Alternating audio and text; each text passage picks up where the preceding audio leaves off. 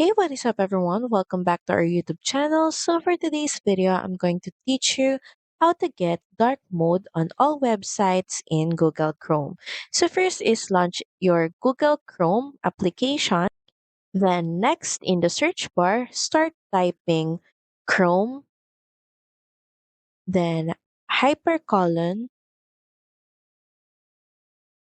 double slash, flags, then press enter.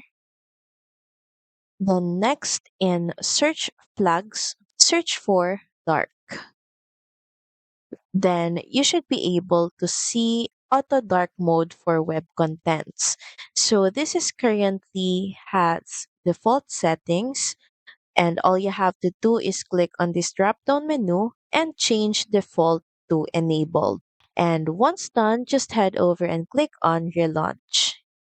And as you can see, the dark mode is now applied on our Google Chrome application.